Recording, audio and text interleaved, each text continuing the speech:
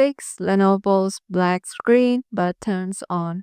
So this is the topic of our today's tutorial, so keep watching. So to do that, let me show you the tricks you need to follow. Now, here's the one.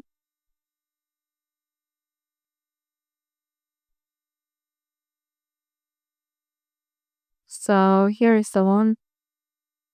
So to do that, you have to troubleshoot a Lenovo's laptop screen.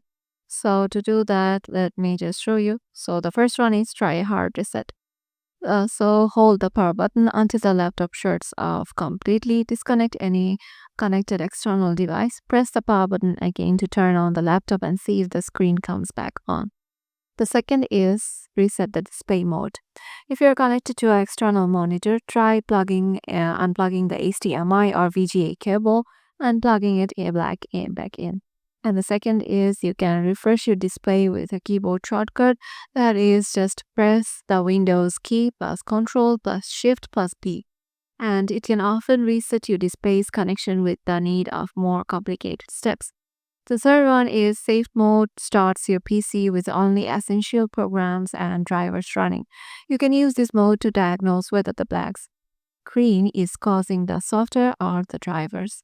Try placing your laptop in safe mode and testing it if your black screen begins to work normally. So, the first one is update the graphics drivers. So, start your laptop in safe mode. Once in safe mode, type Device Manager in the search box on the taskbar, then select Device Manager.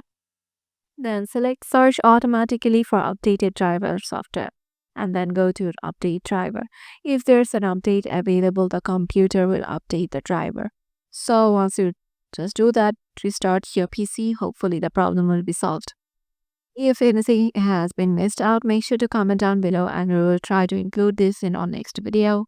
And hope to see you in the next one.